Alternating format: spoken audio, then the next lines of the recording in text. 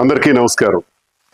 ఈ నెల 22వ తారీఖున వైఎస్ఆర్ కాంగ్రెస్ పార్టీ నన్ను సస్పెండ్ చేసినట్టు విడుదలైనటువంటి ఆ ప్రకటనకు ప్రతిస్పందిస్తూ నా అభిప్రాయం తెలియజేయాల్సినటువంటి అవసరం ఉంది కనుక ఈ వీడియో ద్వారా ప్రజలందరికీ కూడా తెలియజేస్తున్నాను.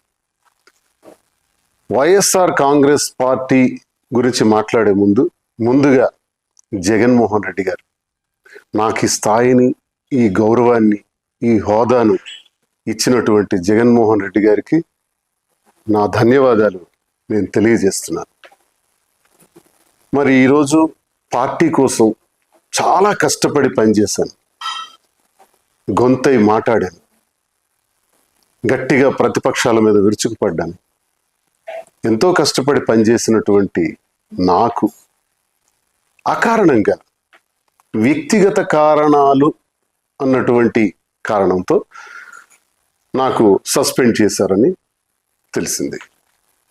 అయితే ఇందుకు నేను పార్టీ నాకు అందించినటువంటి సహకారం, రాజశేఖర్ రెడ్డి గారితో అడుగులు వేసిన నేను, జగన్మోహన్ రెడ్డి గారితో నడుస్తున్న నేను, నా హృదయంలో జగన్మోహన్ రెడ్డి గారు ఇప్పుడు కూడా చిరస్మరణీయం. అయితే ఈ రాజకీయ క్రీడలో నేను బలయ్యానేమో అని నాకు అనిపిస్తుంది.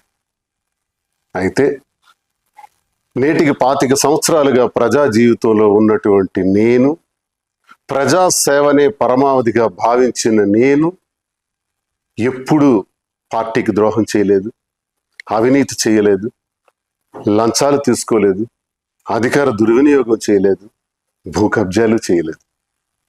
పార్టీ కోసం మాత్రమే అహర్నిశలు పనిచేశాను. ఈ జరిగినటువంటి పరిణామాన్ని నేను స్వీకరిస్తూ, సస్పెన్షన్ అంటే తాత్కాలిక విరామము. ఓకే, తాత్కాలిక విరామాన్ని ప్రకటించినప్పుడు నాకు ఒకటి గుర్తొస్తుంది. గురజాడ అప్పారావు గారు మాట చెప్పారు, విజయం కోసం విసుగుని వీడి విరామ మెరుగక పని చేయండోయ్.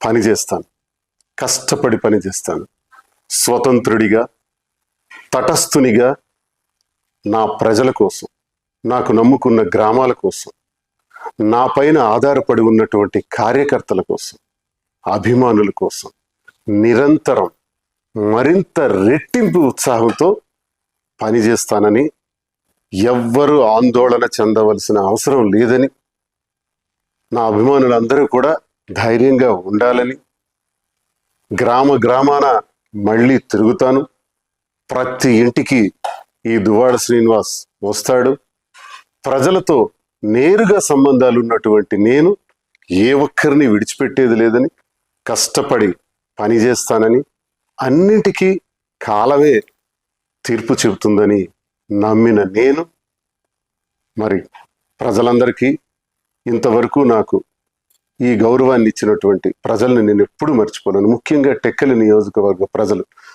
వారి పాదాలకు నా సాష్టాంగ ప్రణామాలు చేస్తూ, నా ఊపిరి ఉన్నంత వరకు మీ సేవలో నిమగ్నమై ఉంటానని, నా అవసరం ఎక్కడ ఉంటే అక్కడ నేను ప్రత్యక్షంగా ప్రతి ఒక్కరికి ఉపయోగపడేందుకు కృషి చేస్తానని తెలియజేస్తూ, మరి ఇంతవరకు అవకాశాన్ని ఇచ్చినటువంటి వైఎస్ఆర్ కాంగ్రెస్ పార్టీ అధినేత జగన్మోహన్ రెడ్డి గారికి నా హృదయపూర్వక నమస్కారం.